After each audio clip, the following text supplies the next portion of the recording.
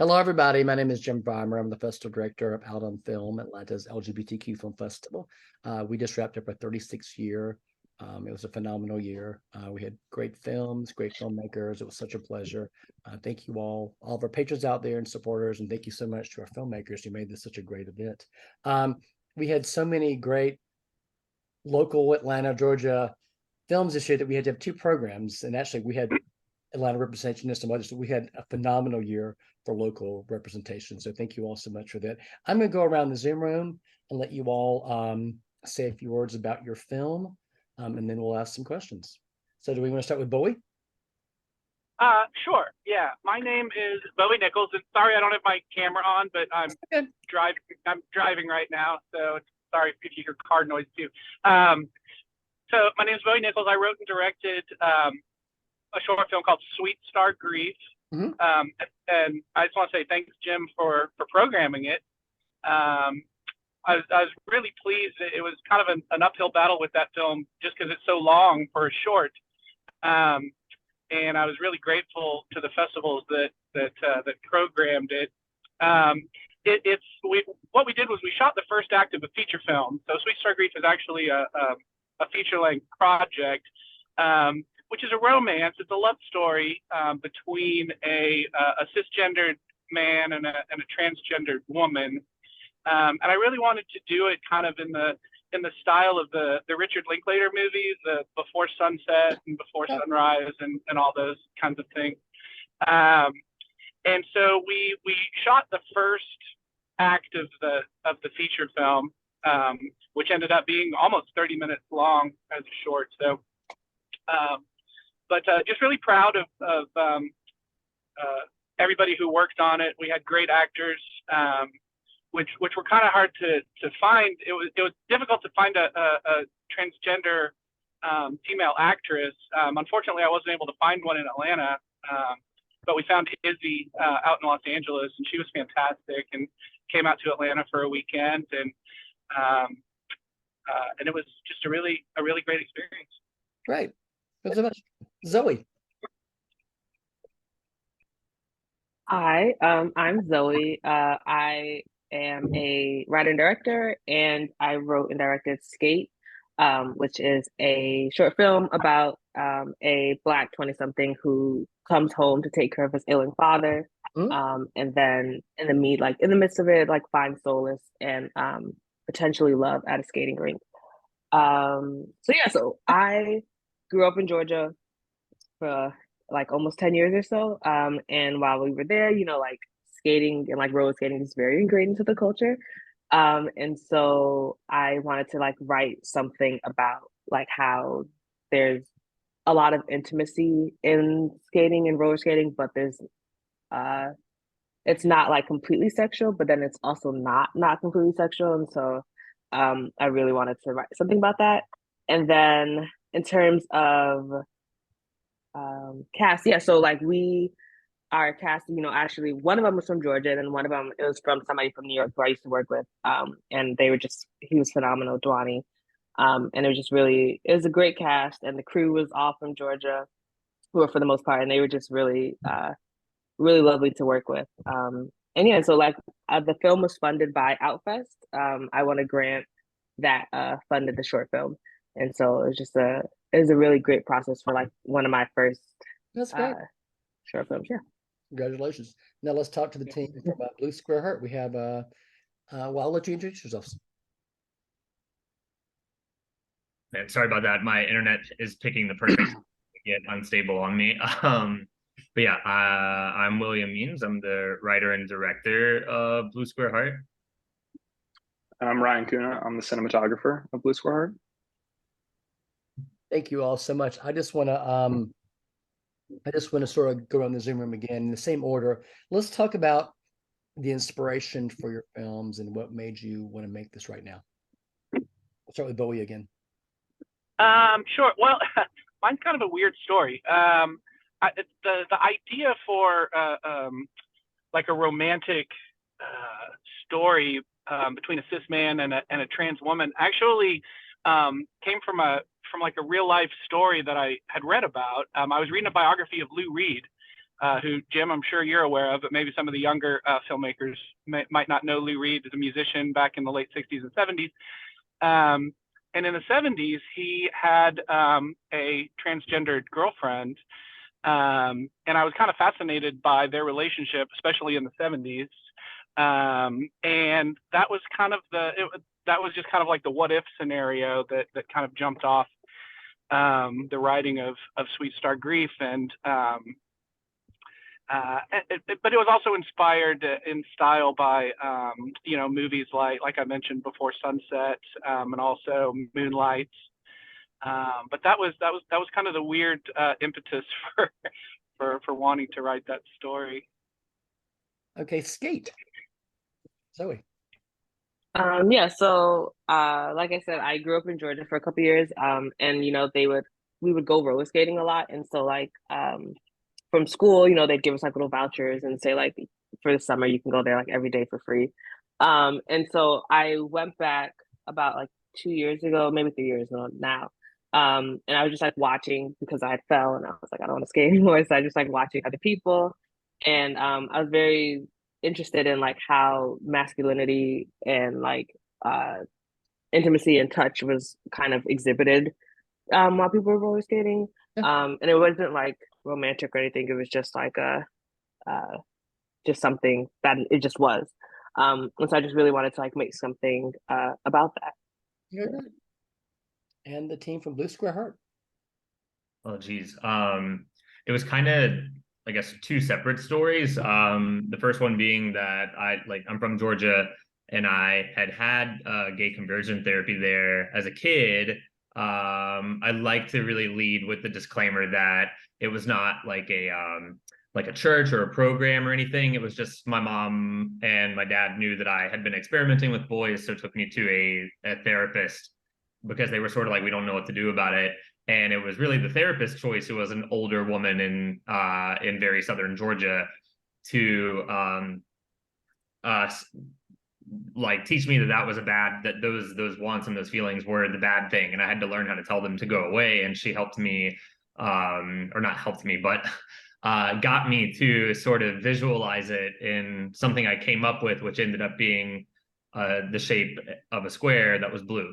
And I always thought that I kept trying to write that dialogue into like tons of other ideas that were not at all associated with my life. And then, but I always channeled that like sort of self-loathing into filmmaking and into very like graphic, unapologetic filmmaking that was not holding back. And then the second part of this was I went to a drag show in Washington, D.C. while I lived there, and saw this drag queen Section 8 come out and start stapling the money that she got to her skin, and was so blown away by it and saw it as like, oh my God, that's somebody who shows like the most unfiltered version of themselves with zero apologies or guilt about it on a stage in front of people. And then it just sort of traced the idea from like connecting the two stories from there. Okay, great. What was the hardest part of making the film? And also, when we talked to, well, listen, I want to hear from you, Ryan, but what was the hardest part about making your film? We were very ambitious in terms of how we wanted to express the narrative. And I think that getting everything in the amount of time that we had with the size of crew that we did was probably the biggest obstacle. We had like a very grand scale approach that we tried to do on a very small level. So I'd say that was the biggest challenge. Great. Can you we have some filmmakers here who obviously live in Atlanta. We have some people who have Atlanta, Athens, Georgia roots. But can you just sort of talk about how being in Georgia has perhaps shaped you all as filmmakers? And we'll start again with Bowie and then do the same way. Wow, how Georgia has shaped me. Or enabled you as a filmmaker. Enabled me as a filmmaker? Well, definitely having the entertainment industry here and having a great base of talent in terms of cast and crew was certainly great. I grew up here, well, as a teenager in my early 20s, like in the late 80s and early 90s. I'm a little older. And there wasn't any film industry here. And so when I started making films, I left and, went to Los Angeles and lived out there for a time and made some short films and things like that. And then I kind of quit and did some other things with my life, came back to Georgia about 15 years ago. And Sweet Start Grief is really the first short film I made in like 20 years. Wow. Okay. Yeah, but it was just seeing the like I said, just like the cast and crew and just the pool of talent that lives out here now just made it much easier than it would have been when I started out. So that was probably the biggest thing. Okay. Zoe? Yeah, I think for me it was because, like the arts are there and stuff, but especially, like growing up, my mom would take me to go see plays and stuff. And so I was exposed to like Black art and like people living through art and expressing themselves through art. So I was very like ingrained and able to like develop myself through art and through film. And so it just made me like, I wasn't like shy or like nervous to be doing this craft or whatever, because like, I've seen it my whole life. Like, okay, this is something that people do and this is a career that you can have. And so it just kind of supported me in that aspect. Okay, great. William? Yeah. Oh God, Georgia. I guess, well, especially coming from the background that I did, I kind of, at least in my family, there was sort of like, I've been obsessed with filmmaking from such a young age, but I guess what I was always told was like, if you can make a movie like Forrest Gump, like that's what you need to do. Like Forrest Gump is just held in this high regard as like, this is the epitome of cinema. But like in privacy in my bedroom, I was watching like Greg Araki movies and John Waters movies and these like really raunchy things that like I think made me feel more normal, and it kind of made me like villainize the South. I think in my head, in a lot of ways, I had a lot of angst towards it. And after like college, left and backpacked the world and like moved to LA and did all that stuff. But then I've also seen such like villainizing of the South in media, and it becomes such a political thing to sort of blame like whether or not people live below the belt line on like how good of a or decent of a human being they are. And I think as I've gotten older, of like I've returned home more and I've seen so much more of the like the complexity in people and the gray areas that people operate on, and just how no one is one note. And it really helped me like I think realize how much even like the South was never the source of my problems growing up, and it was like just what this festival has just shown is like it can actually be a very accepting and celebratory place for the kind of things that I'm into. But I think that going through that like love-hate relationship with the South and coming back to loving it has really informed my work, and that I want to tell stories that are about how nobody's just one-sided, and about the nuance in people, and I guess really complex characters. Sure. Yeah. Okay. And final question, can all of you talk about the importance of queer representation as well as authentic queer representation? Sure. Well, this was a big one for me because actually I'm not queer. I'm not a queer filmmaker, but yet I was telling a story about a cisgendered man and a transgendered woman. And so authenticity was always top of mind for me, from the writing of the script to making sure that I had, like, I partnered with my producing partner, Ava Davis, is a transgender woman. And obviously we wanted to get a transgendered woman to play the role. So it was never a question that we wouldn't, and things like that. So a lot of it, for me, the process was really kind of about stepping back and listening a lot and learning a lot to get the authenticity, for the story. And I think we did. People have been very complimentary about it and things like that. So that was just that's kind of where I'm coming from as kind of an outsider to the community, but you know, obviously wanting to be authentic and be respectful and tell an honest and empathetic story. Yeah, thank you. Zoe? Yeah, I think growing like being Black and queer in the South, there's like a whole nother layer of like how the Black community is with the church and how the church kind of views it, and like people having like kind of grapple it between like, you know, which one can you be or things like that.